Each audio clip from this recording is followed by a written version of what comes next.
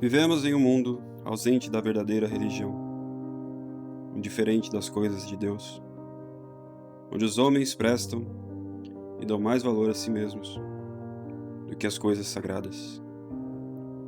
Como animais, vivem na busca insaciável dos prazeres e a fuga desesperada de todo tipo de sofrimento.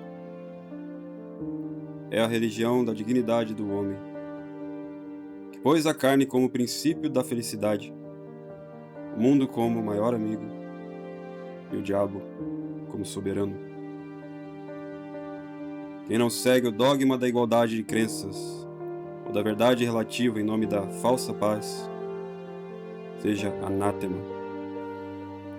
Anátema seja também quem não segue a cultura do diálogo, do encontro, onde se é proibido evangelizar e refutar o erro e converter o interlocutor.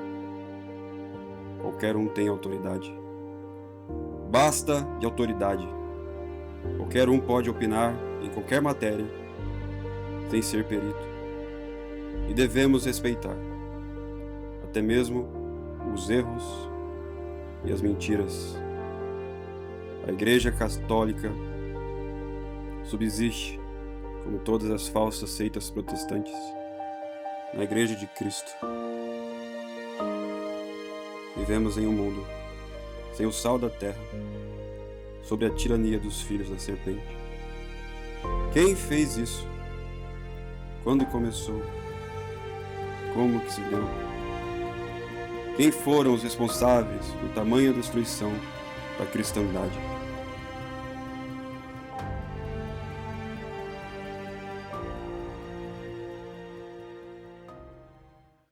Versinho crucis de limites nostris, libera-nos Deus noster, in nome de Patris, et Filii, et Spiritus Sancti. Amém. Salve Maria, bom dia a todo o povo católico da terra de Santa Cruz. Quem vos fala é o Dr. Yuri Maria, e hoje vamos nos questionar. O que houve com a maçonaria, a arqui-inimiga da Igreja, que ardentemente pelejou por quase 3 séculos? Ela sumiu? Hoje, segundo os dados deles, existem aproximadamente 5 milhões de integrantes espalhados pelos 5 continentes. Destes, 58% estão nos Estados Unidos, 22% no Reino Unido e o resto, os 20%, no resto do mundo. No Brasil, são aproximadamente 200 mil maçons regulares e 4.700 lojas maçônicas. Mas, se hoje são tão numerosos, o que aconteceu com a sangrenta luta contra a Santa Igreja? De repente, se cessou? O sol nasceu e o mundo católico se viu em paz e amizade com todos os inimigos da fé. O que os católicos dos nossos tempos pensam quando leem a encíclica de Auto de 1890 do Papa Leão XIII, dizendo, entre aspas, é desnecessário agora julgar as seitas maçônicas. Elas já estão julgadas. Os seus fins, os seus meios, as suas doutrinas e as suas ações são por todos conhecidos com certeza indiscutível.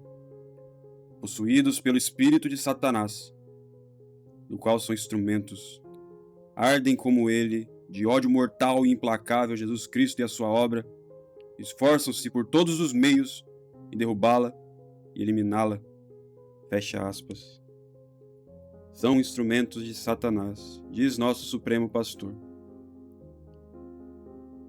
Pois bem, veja o que ensina a Alta Venda, nas Instruções Permanentes, de 1818.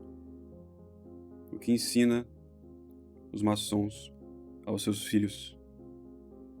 O que devemos pedir, o que devemos buscar e esperar, assim como os judeus esperam pelo Messias, é um Papa de acordo com as nossas necessidades.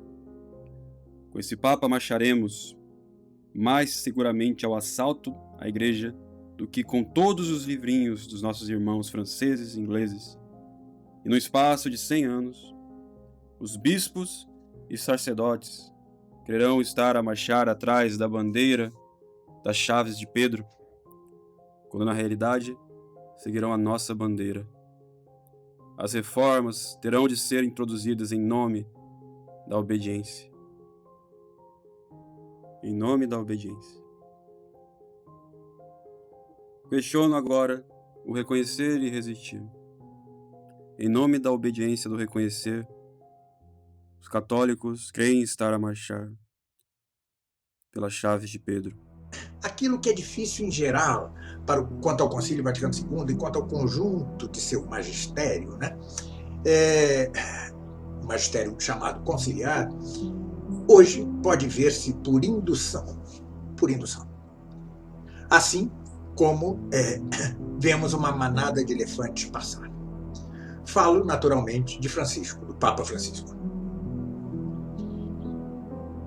Os erros teológicos de Francisco são tão evidentes que equivalem à passagem de uma manada de elefantes. É tão evidente que ele diz heresias uma atrás da outra, que são como uma manada de elefantes, uma manada de heresias diante dos nossos olhos, em todos os campos. Da questão, eles passam uma relação de 50 livros para você ler, como se fosse necessário ler 50 livros para perceber que essas mudanças que foram feitas, naquilo que diz respeito aos sacramentos, à liturgia em geral, foram prejudiciais aos fiéis e à própria reverência que os fiéis têm diante desses sacramentos. Eu não preciso sair da minha paróquia para perceber isso. Eu posso, só para ficar naquilo que nós falaremos na aula de hoje, eu posso ir num curso preparatório para o sacramento do batismo e depois comparecer no batismo propriamente dito, e eu perceberei que a mudança que foi feita no rito do batismo foi prejudicial. Se alguém falece na minha paróquia, eu posso ir aos funerais e ali testemunhar aquele sacramental, né, o rito das exéquias, que eu perceberei que a mudança que foi feita foi prejudicial. E se eu for na missa de sétimo dia, que está diretamente relacionada com os funerais, eu perceberei ainda mais o prejuízo que foi causado. Que não houve utilidade na mudança para os fiéis e não houve utilidade para que estes tivessem uma reverência maior para com este sacramento e este sacramental. Isso se aplica a todos os sacramentos e aos ritos de uma maneira geral e à atitude de boa parte dos fiéis diante da sagrada liturgia. Eu tenho insistido muito nisso. Se nós nos esforçarmos para entender, estudando, rezando, pedindo a iluminação do Espírito Santo, né? Lendo, nós vamos entender. Aqui existe uma contradição, pelo menos textual. Vamos ver se conceitualmente dá para fazer uma harmonia. Não dá. Então, nós somos capazes de compreender que Amoris Laetitia está errado. Assim, não tem como, não há apologética possível de Amoris Laetitia. Né? Nós podemos compreender que não é possível, que não é viável, não é razoável levar a imagem de Pachamama para os jardins do Vaticano, para dentro da Basílica de São Pedro. Nós podemos, isso escandaliza a nossa fé. Né? Não tem apologética. Apologética é pedir desculpa por isso. Mas veja também o que diz o líder da Alta Venda, Nubius, em 1844, sob o plano do Papa Maçônico. Deixe que o clero avance sobre a nossa bandeira, sempre na crença de que estão avançando sobre a bandeira das chaves apostólicas. Lance as redes nos seminários e conventos. Haverás realizado uma revolução vestindo a tríplice coroa e a capa do Papa. Fecha aspas. O que dizer então do senhor maçom Eliphas Levi, em 1862, quando ele declara: o dia chegará em que o Papa declarará que todas as excomunhões estão levantadas e todos os anátemas retirados, em que todos os cristãos, católicos e protestantes estarão unidos dentro da Igreja, em que os judeus e muçulmanos serão abençoados e chamados de novo a ela. Ele permitirá que todas as seitas se aproximem pouco a pouco e abarcará toda a humanidade na comunhão do seu amor e orações. E assim os protestantes já não existirão. Contra quem irão protestar? O sumo pontífice será então verdadeiramente o rei do mundo religioso e fará o que ele quiser com todas as nações da terra. Fecha aspas. E ainda, a declaração de um sacerdote apóstata e ex-canonista. Sim, eles gostam de se infiltrar nos tribunais eclesiásticos como juízes. Veja o que esse apóstata, que viveu de 1830 a 1893, disse depois de ter sido excomungado.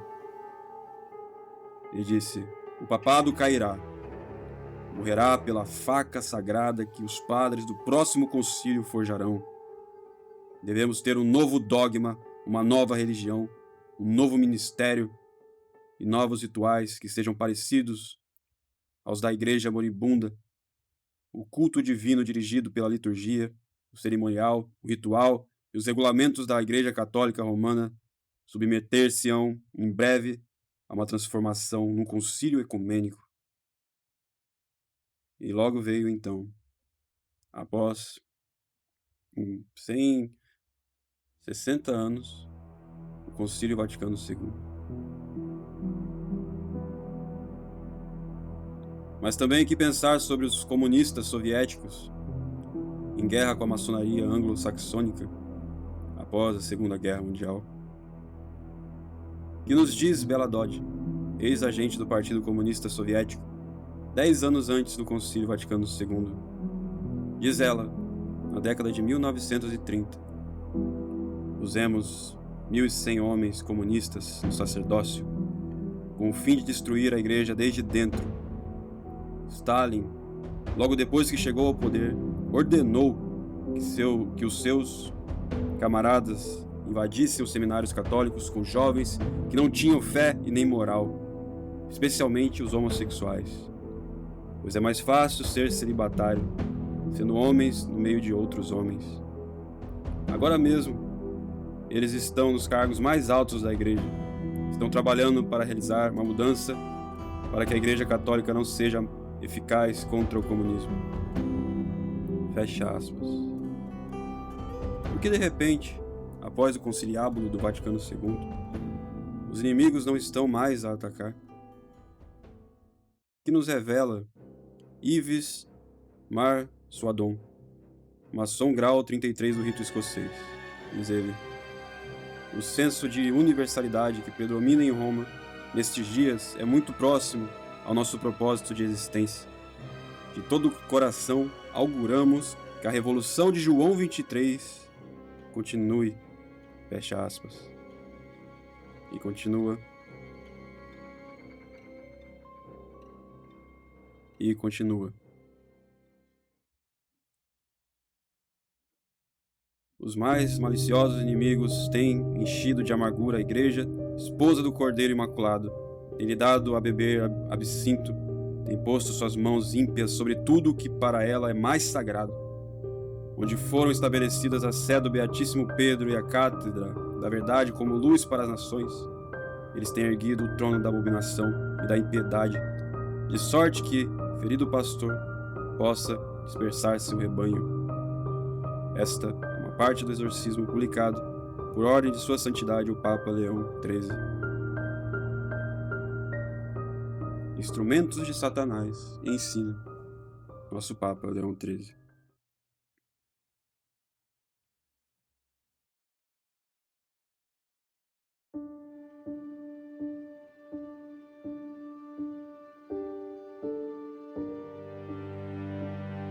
Por que será que o indiferentismo nesses temas são tão esquecidos pelos nossos amigos continuistas e adeptos do reconhecer e resistir?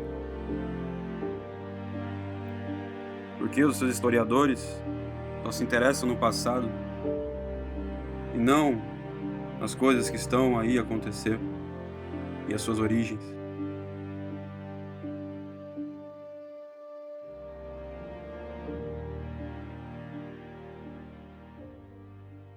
Será mesmo santo o dito Roncalli, conhecido como João 23? Ou beato o Senhor Montini, conhecido como Paulo VI? Vamos refrescar a memória um pouco. Santo Ofício, 1925. Condenamos Ângelo Roncalli, futuro João 23, suspeito de modernismo. Suspendemos ele do seminário de Latrão e enviaremos para a Bulgária. E após 20 anos, sofre a Bulgária um golpe comunista. Santo Roncalli, quem são os seus maiores amigos? Ernesto Buonaiuti, excomungado por heresia em 1926, um santo amigo de hereges. Vejamos o que ele escreve ao ortodoxo cismático em 1926? Será que ele fará um anátema grandioso da profissão de fé? Não. Ele disse: os católicos e os ortodoxos não são inimigos, mas irmãos. Temos a mesma fé. E o que ele diz ao povo católico irlandês? Elogiará a sua devoção à fé católica de sempre? Não. Ele diz: vós irlandeses sois impossíveis. No momento em que vindes ao mundo, até mesmo antes de seres batizados, começais a condenar a todos os que não pertencem à igreja, especialmente os protestantes. Especialmente os protestantes. Santo Roncalli, amigo dos maiores inimigos da fé. Sim. Quando foi núncio em França, nomeou o maçom que acabamos de citar, o barão Yves Marsoadon, grau 33 da maçonaria, amigo íntimo, como chefe da divisão francesa dos Cavaleiros da Ordem de Malta, uma ordem importante de leigos católicos. E o barão afirma que Roncalli se tornou grau 33 quando era núncio em França. O Papa Fujão do Vaticano, que adora sair sem avisar ninguém. Relata Mary Ball Martinez. Os guardas republicanos franceses observaram, de seus postos, o núncio Roncalli vestido a civil, saindo de sua residência para atender às reuniões noturnas de quinta-feira na Casa Maçônica do Grande Oriente da França. Santo, diz ele na Pater in Terris, em 1963, escrita em seu pontificado. Pertence igualmente aos direitos da pessoa a liberdade de prestar culto a Deus de acordo com os retos ditames da própria consciência, de professar a religião privada e publicamente.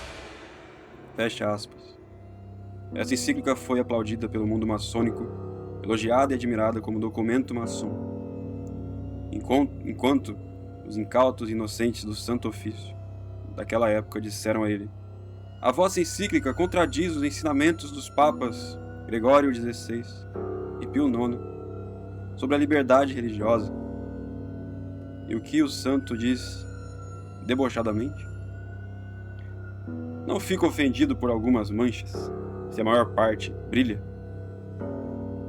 Santo, o santo que faz um acordo com a Igreja Ortodoxa, com o cismático Nicodim, em presença do cardeal Cizeran, para não condenar o comunismo. Dizendo ele que foi decisão pessoal por sugestão de Montini, futuro Paulo VI. Uma decisão pessoal sugerida por Montini. Poderíamos falar mais e mais, porém, basta de Roncalli. Vamos para Montini, conhecido como Beato Paulo VI. Que diz o arcebispo Marcel Lefebvre?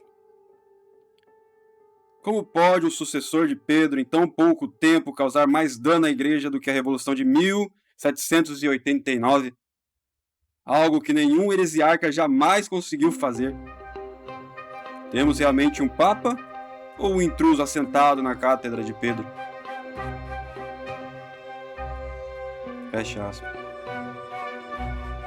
Algum católico já viu um exemplo clássico de cumprimento maçônico? O Beato Paulo VI, junto ao cismático Atenágoras, levantando as excomunhões de 1054, ele diz: os ortodoxos orientais não são mais excomungados por negar o papado. Pensava eu que o primado petrino não era um dogma obrigatório. Beato Paulo VI. Não vos enganeis, irmãos. Quem segue a um cismático não herdará o reino de Deus, diz o Papa Gregório XVI em 1832.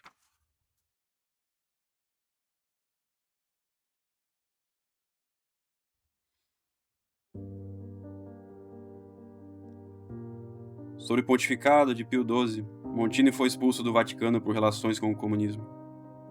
Era um espião soviético que denunciava bispos e padres nos territórios comunistas. E sobre o reinado de Roncalli voltou a ter as mesmas relações. Cardeal Mindszenty, o mais alto funcionário da Hungria, foi condenado por traição e sentenciado à prisão perpétua pelos comunistas.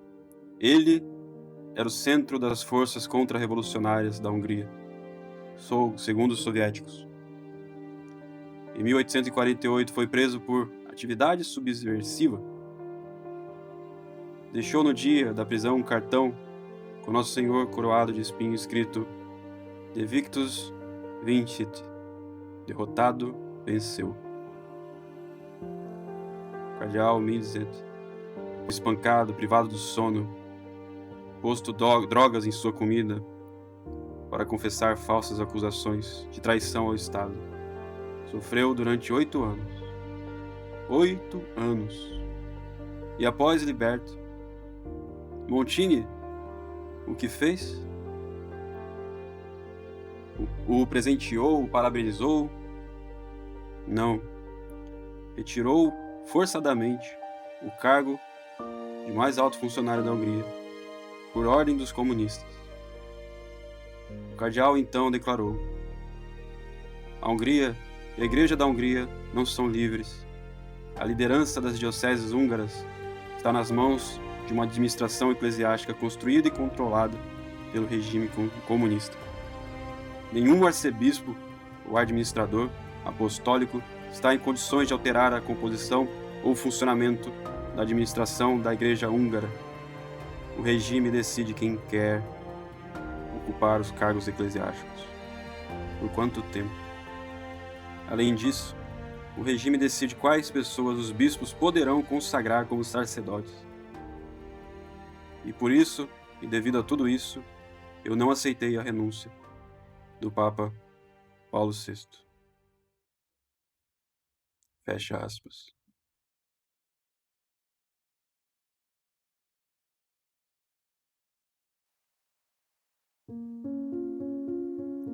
Em 1966, padre Abed Nantes solicitou o processo ao Santo Ofício acusando Paulo VI de heresia e cisma. E qual foi a resposta? Veja-se o que padre Abbe fala. Se conduziu não como um juiz que examina as causas e os documentos, senão como um tirano que não aceita nem a suspeita e considera um crime toda apelação à sua justiça. Fecha aspas. Quais são os frutos do beato Paulo VI? O culto do homem, o ecumenismo, a liberdade religiosa, o indiferentismo, a permissão da cremação aos católicos, o novo herético catecismo, a nova missa, a supressão da função de exorcista. A supressão da função de exorcista. A retirada do índex dos livros proibidos. Continua o padre Abbe. A introdução do reino de Satanás foi feita por ele. Reduziu ao estado laico milhares de sacerdotes. Suprimiu o juramento antimodernista. Digo chorando. Ele aceita que hereges e cismáticos recebam a Santa Comunhão. A Santa Comunhão. Beato Paulo VI.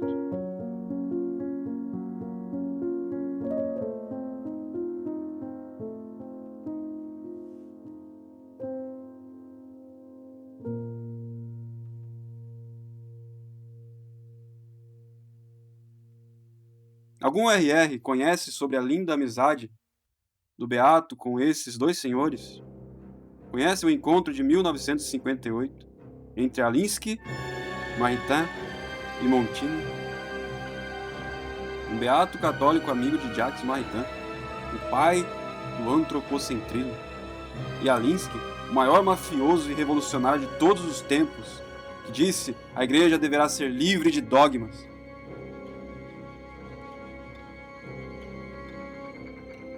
Amigos do Beato.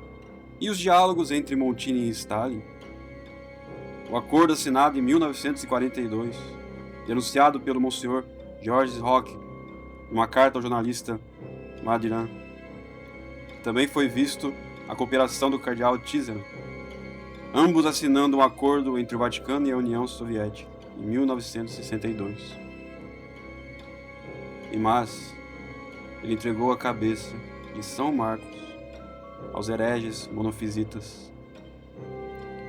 A destruição da tríplice coroa papal, entre outros 1000 fatos. Sem dúvida alguma, qualquer homem sensato verá que Montini trabalhou para o anticristo. Nossa Senhora avisou sobre os erros da Rússia.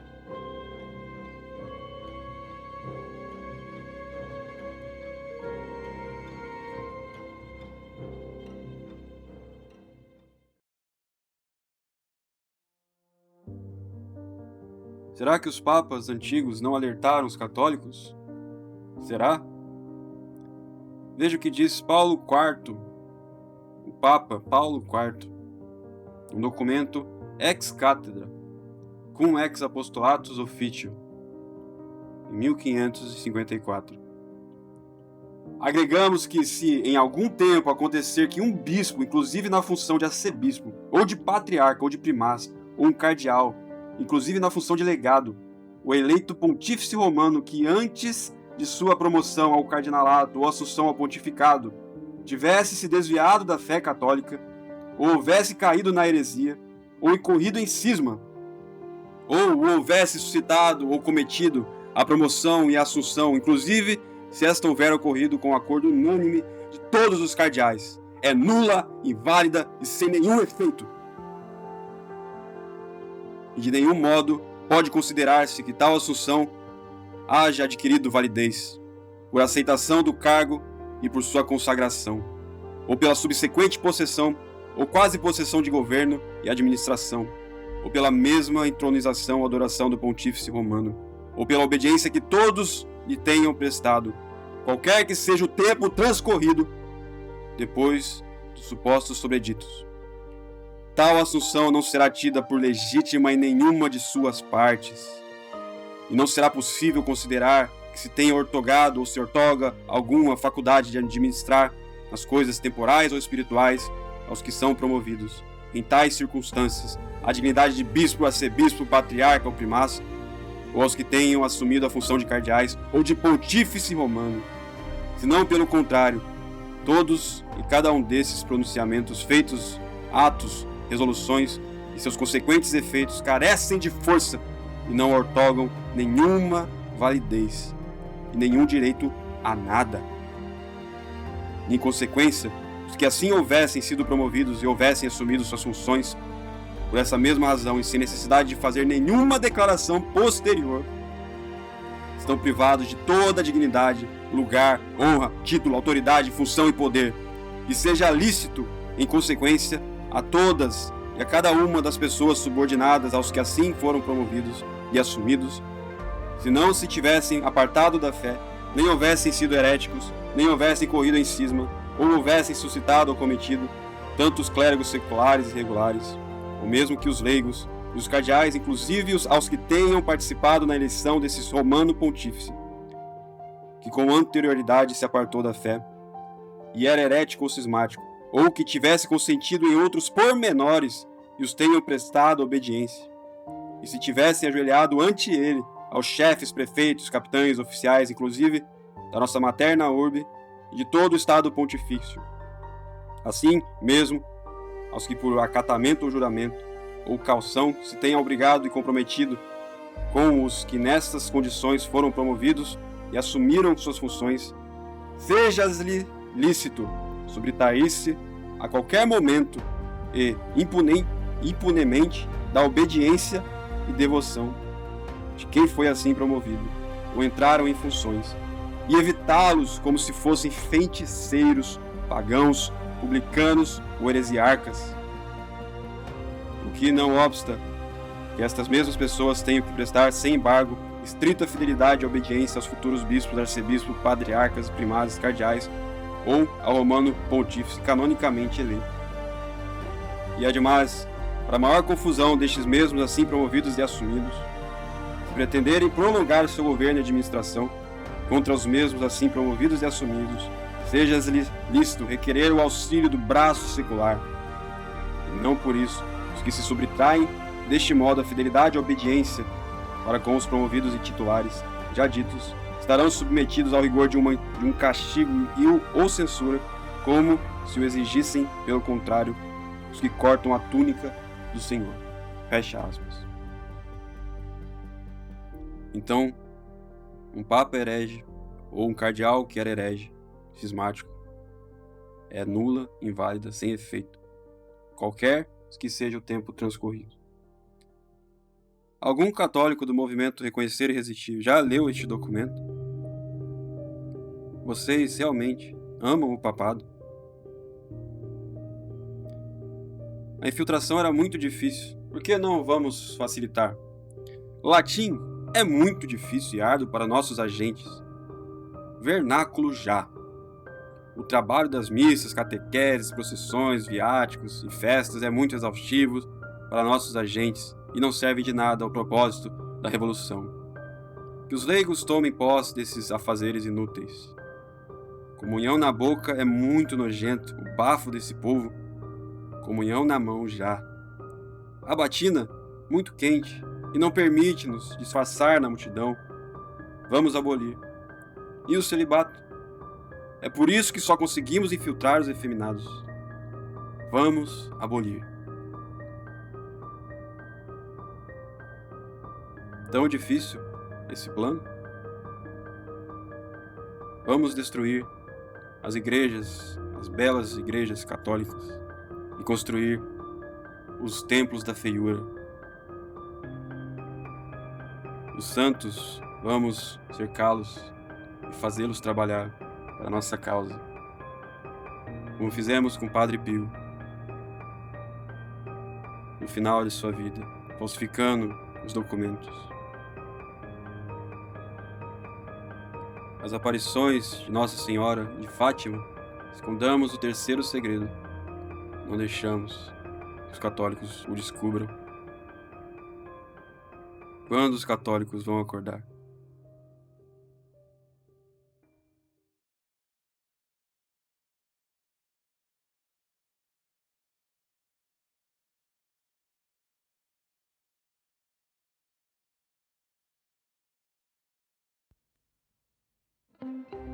Vocês amam a Eucaristia?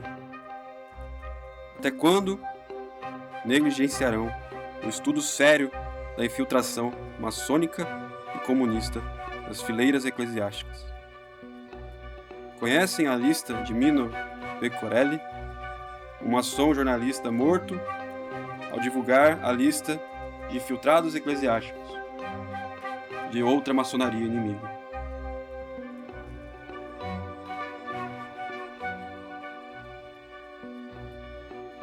De 116 nomes, cito alguns.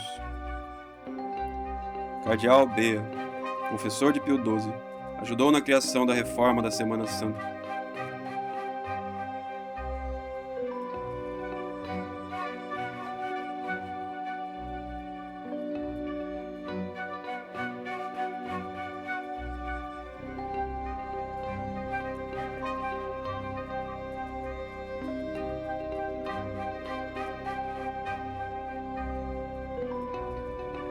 Sebastiano Baggio, cardeal prefeito da Sagrada Congregação de Bispos, ele que controlava a consagração dos bispos.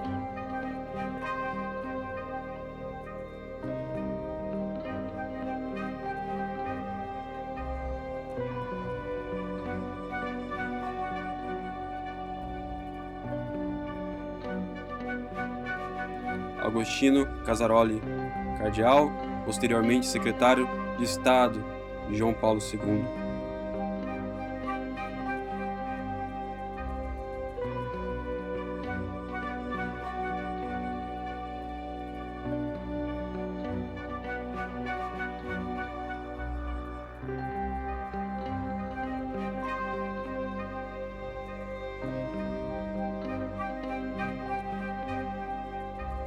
Virgílio Leve, Monsenhor, diretor do Jornal Oficial do Vaticano, do Observatório Romano e administrador da Rádio do Vaticano, Dom Pasquale Macchi, cardeal e prelado de honra, secretário particular de Paulo VI, Francesco Marciano, prelado de honra de Paulo VI, secretário da Congregação para os Seminários e Universidades de Estudo, Pierluigi Mazzoni, membro da Congregação de Bispos, Vittorio Palestra, conselheiro legal da Sagrada Rota do Estado do Vaticano, o Tribunal Romano, para quem vamos apelar. Michele Pellegrino, cardeal por Paulo VI, chamado protetor da Igreja. E eu pensando que era São José. Colette Hugo, cardeal de Paulo VI, vigário da Santíssima Diocese de Roma.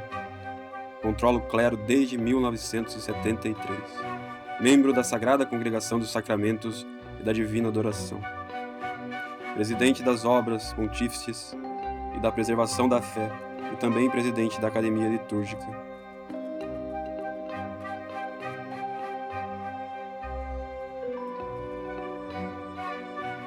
Cardeal Leo Suenens, título de protetor da Igreja de São Pedro em Víncoles, fora de Roma, armador do pentecostalismo protestante, os carismáticos, atuava na propagação da fé, ritos e cerimônias da liturgia nos seminários. Virgílio Noé, chefe da Sagrada Congregação da Divina Adoração. Ele e Bonini, com os 5 protestantes e um rabino judeu, escreveram a Missa Nova, que está aí hoje nas paróquias. E, por fim, Bonini, nós teremos questão de estudar um pouco aqui. Por fim, estudem esta lista, meus irmãos, céticos católicos, e depois se perguntem: será que já acabou essa infiltração? Que rei católico que se ergueu, que se levantou, que exército que foi lá e tirou e os destronou? Que inquisição que se instalou? Será que eles foram todos embora do dia para a noite? Em nossos tempos estamos aí, em paz, tudo bem. Eles se deram a mão e foram viver a sua vida em paz. Há algum sensato no movimento reconhecer e resistir? Diante de tudo isso, terás a certeza que o que há nessas missas paroquiais é a missa católica? É um sacerdote válido? Não tem medo de estarem fazendo idolatria ou sacrilégio? Sempre é bom recordar alguns fatos. Quem foi o grande arquiteto da Missa Nova e da reforma da Semana Santa? Annibale Bonini, o infiltrado maçom, que diz: Montini foi quem abriu o caminho para mim. Ele, com a ajuda de Cardeal Bea, professor de Pio XII, conseguiram mantê-lo infiltrado na congregação dos ritos durante o pontificado do Papa Pio XII, que fez esse instrumento de Satanás na Santa Amada Igreja, como disse o Papa Leão XIII, que fez ele.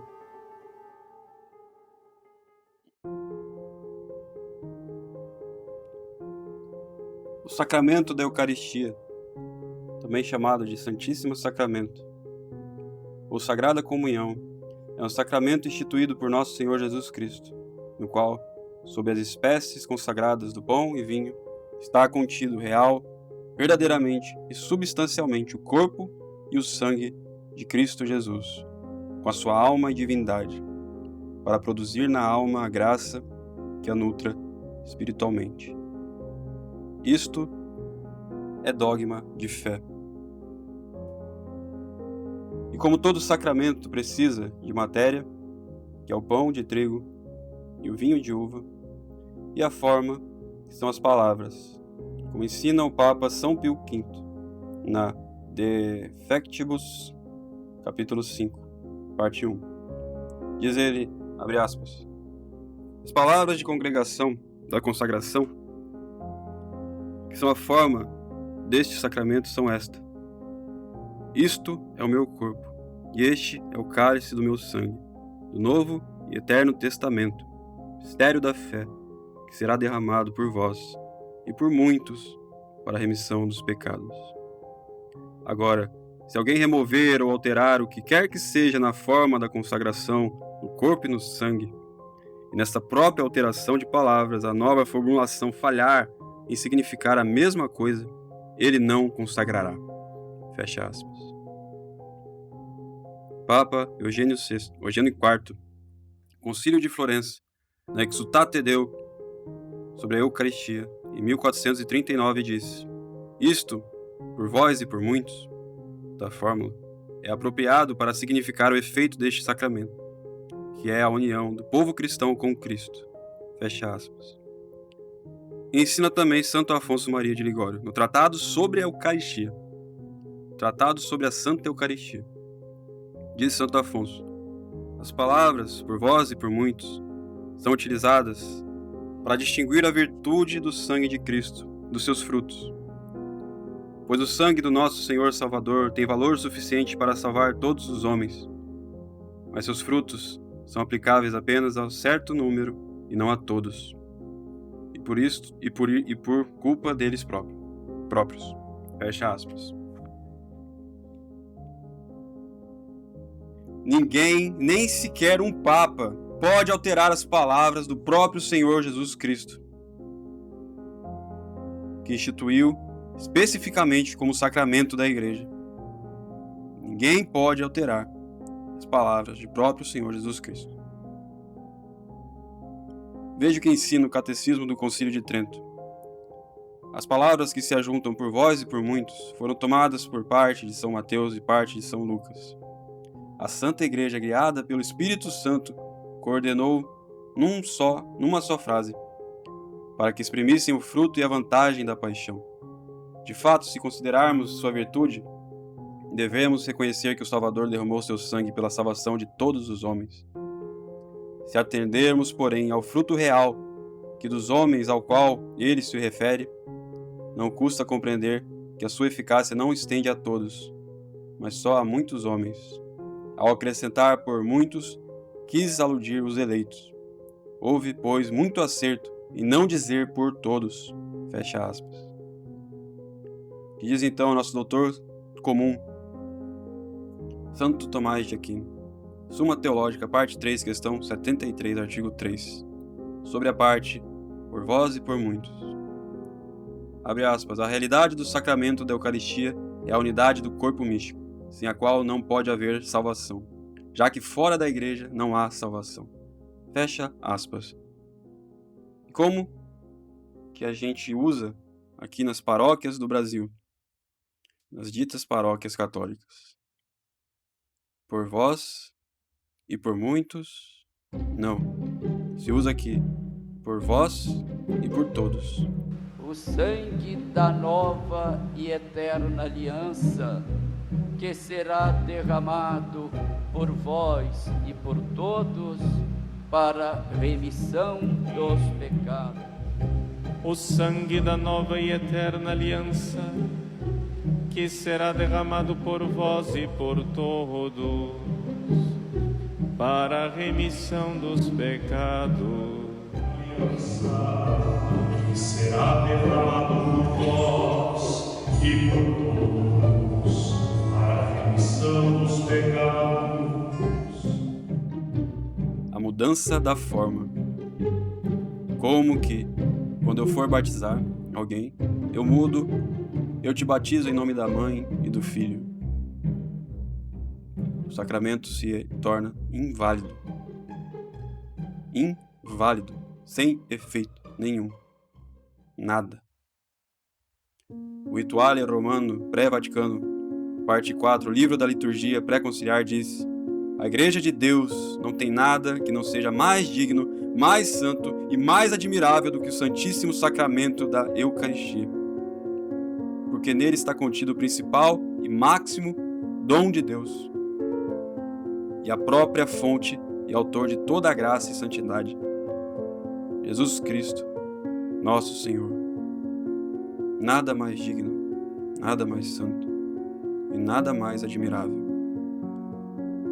Que são os monumentos são as obras humanas, que são as belas paisagens, os mais prazerosos sentimentos, as mais magníficas artes, os mais valorosos prêmios diante da Eucaristia.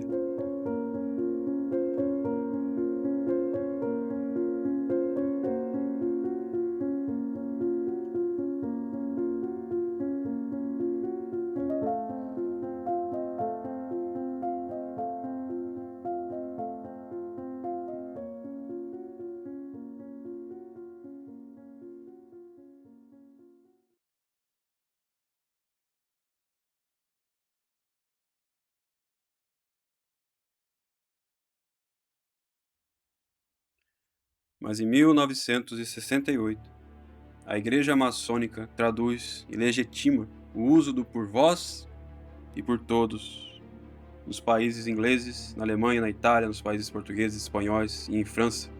Na França, que piorou ainda mais a tradução, como por vós e para a multidão.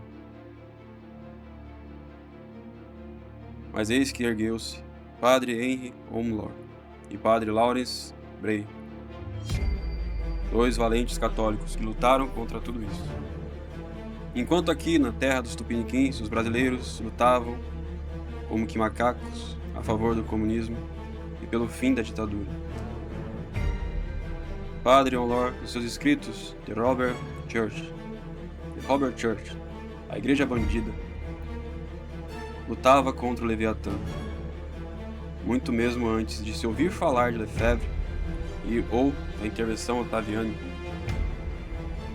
Padre Lawrence, baseando-se em teólogos como Naudin, Tanqueray e Delataille, concluiu que a consagração resultante das palavras novas em vernáculo do vinho invalida também a consagração do pão. A controvérsia foi tão grande, pois durou vários anos. O maçom Bugnini reclamava em suas memórias e ele era repetidamente questionado sobre este assunto. A igreja então instituiu a defesa.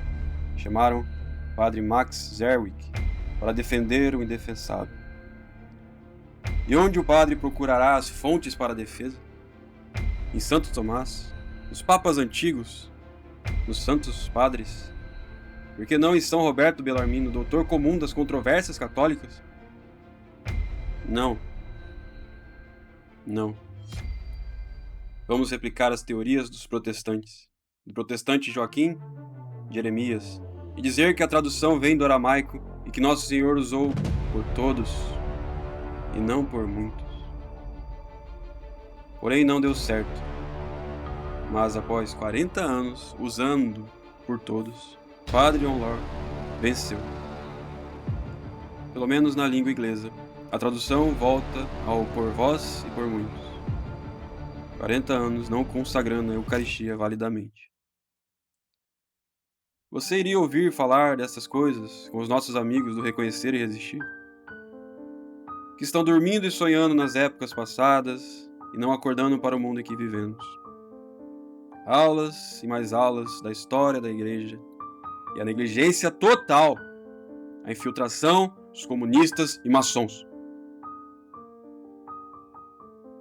E o ministro da Eucaristia, será ele válido?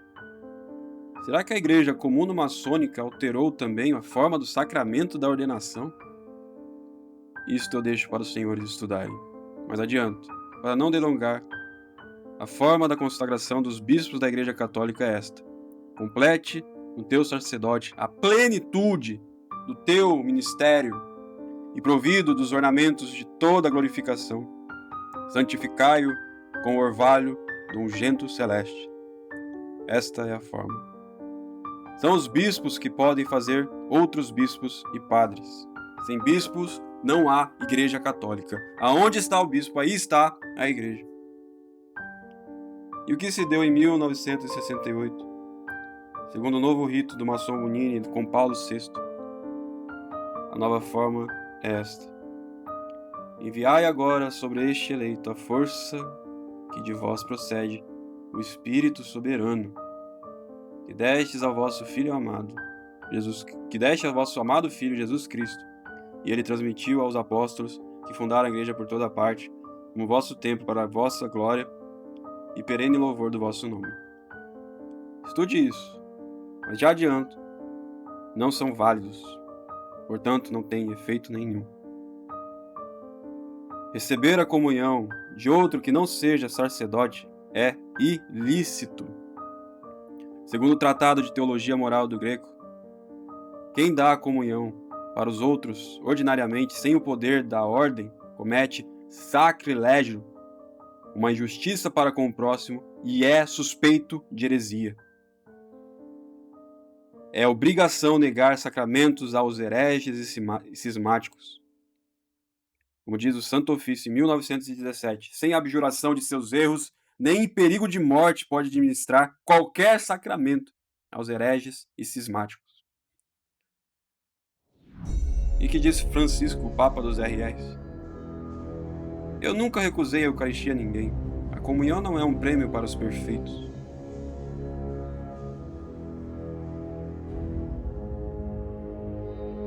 Basta. Qualquer católico sensato, se não crê no que digo, deve pesquisar todas estas coisas sob grave pena de ir para a condenação eterna. Deve se perguntar o que houve. Nunca foi tão necessário achar as respostas e investigar. Mas tomar a atitude negligente é se condenar. Pois, não é a missa católica essa daí da sua paróquia. O Senhor está em uma celebração do diabo.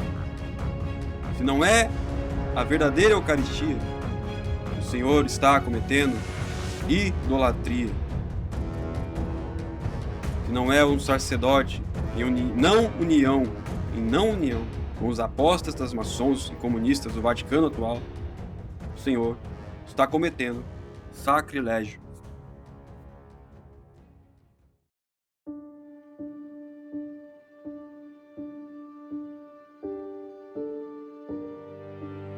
Diz São Roberto Bellarmine, quando entramos nos templos dos hereges, onde não há nada exceto uma cadeira para a pregação e uma mesa para cear, sentimos-nos a entrar no salão profano e não na casa de Deus. Ensina também Santo Irineu de Leão, no Contra Heresias. Por isso é necessário que tu e todos os que leem este escrito tenham cuidado da sua salvação. Não vos rendais espontaneamente ao ouvir o som das palavras destes hereges.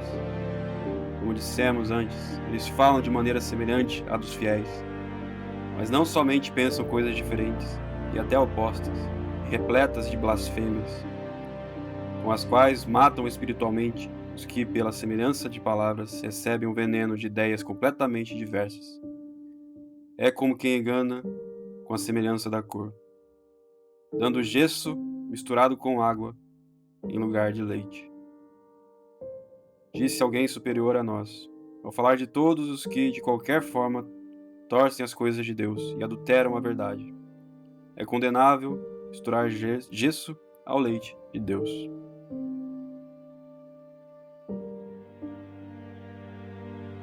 São Cipriano de Cartago, no livro Da Unidade da Igreja Católica, diz: não é o trigo que o vento carrega, o furacão não arranca as árvores que têm sólidas raízes. Ao contrário, são as palhas vazias que a tormenta agita.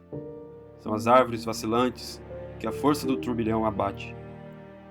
Contra estes o apóstolo São João manifesta a sua repulsa, dizendo: saíram do nosso meio, mas não eram do nosso. Se tivessem sido dos nossos, sem dúvida teriam ficado conosco.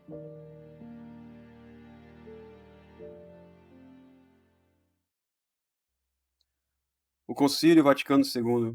Quem são os responsáveis pela aprovação daqueles textos? Eu vou citar. João 23. Garrone, que ensinava a fórmula, humanamente falando, usada pelos iluministas para corrigir afirmações contrárias à religião e se esquivar dos juízos católicos. Frins. Doffner, que era defensor dos anticoncepcionais, que concedeu na Basílica a música Queda de Maria, Ave Eva. que sustentou que o marxismo é o componente necessário do cristianismo. Alfrink, Montini, Ledger. Estes são os responsáveis pelas aprovações dos textos. Não mistureis gesso com leite de Deus.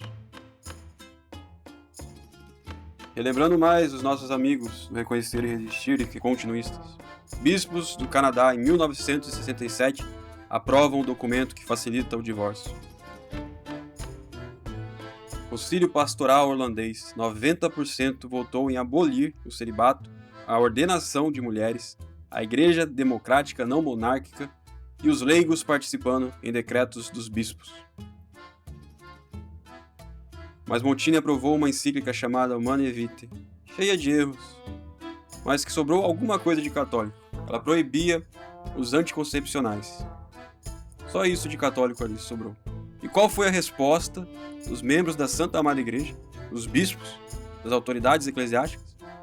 Na Alemanha, no Dia dos Católicos em Essen, em 1968, a Assembleia discutiu e aprovou por esmagadora maioria, 5.000 contra 90, na presença do cardeal Gustavo Testa e todo o episcopado, a renúncia do Papa Paulo VI por não aceitar anticoncepcionais. Os bispos disseram que era lícito desobedecer à encíclica. Cardeal Alfrén, dizendo sendo a encíclica não infalível, cabe à consciência de cada um de que parece deste discurso. Que semelhante discursos são esses? São mais revolucionários que o próprio Montini, o clero da Alemanha. E onde vem esse desobedecer à encíclica? De onde vêm esses frutos? Essas ideias? Você é um papa legítimo. E mais, não só na Alemanha.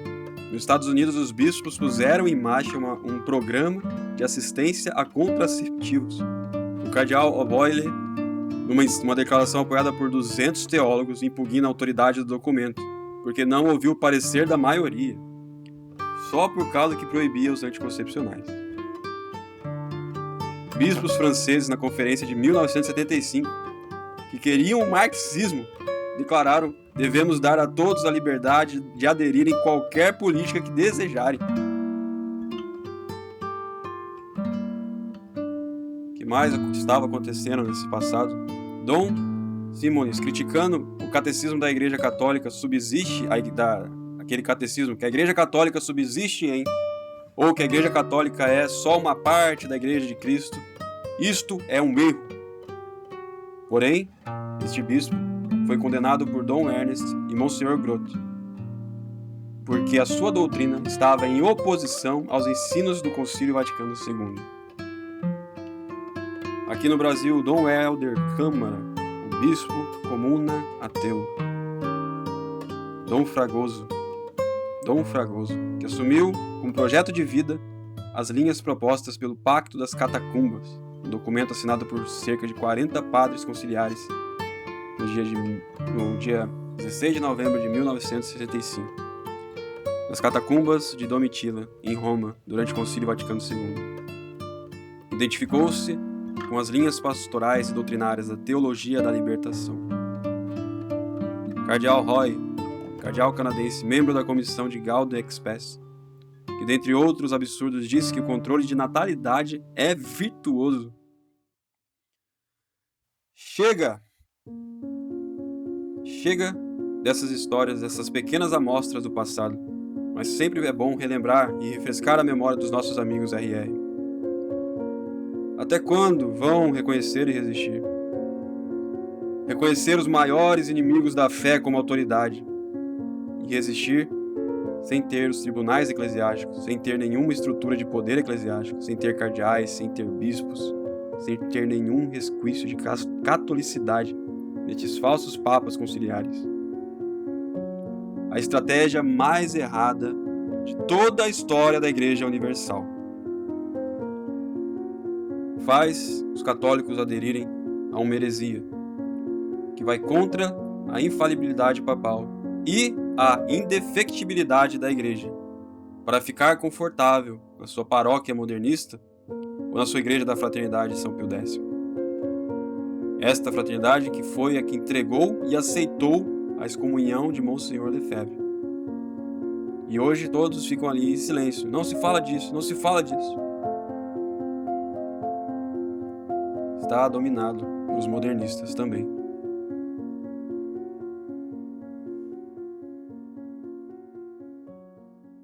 A igreja não pode nos dar erros e doutrinas más. A igreja é santa. Creio na santa igreja. Santa igreja. E até quando vocês vão esperar que a solução venha dos apóstatas da fé? Como fazem também os sede privacionistas. Quem vai em qualquer missa que tenha o toque das mãos do maçom Bugnini, instrumento de Satanás, segundo Leão XIII, este comete idolatria. Aquele que consome o cordeiro fora da casa é profano, diz o Papa Pio VIII, na Traditio Humilitate. Aquele que consome o cordeiro e não é membro da igreja é profano, diz Papa Gregório XVI, Comitium Divinitus. Aquele que consome o cordeiro e não é da igreja profanou, Papa Pio IX. Os sacerdotes do Novo Sordo, a igreja dos comunistas e dos maçons, dos modernistas, que com a plena consciência aderem a ela, estes que aderem a ela são apóstatas formais. Os que não têm plena consciência são apóstatas materiais. Não são sacerdotes válidos se foram ordenados por bispos consagrados pelo rito do maçom Bugnini e do Paulo VI, de 1968. É seu dever questionar seu padre ou bispo sobre quem o ordenou, em qual rito e as provas de sua linhagem apostólica. As provas de sua linhagem apostólica. Caso contrário, o Senhor está correndo o risco de cometer idolatria. Os sacerdotes ordenados por bispos válidos e no rito tradicional, que fazem a missa em união com o apóstata Francisco, oferecendo a missa em união com os maiores inimigos da igreja, se eles fazem isso, o que eles fazem ali na missa é sacrílego. Eles são sacrílegos. E quem participa nessas missas comete sacrilégio. Pode a igreja ensinar o erro e doutrinas más? Se pode, que é ela diferente das outras seitas? Só uma solução é a verdadeira.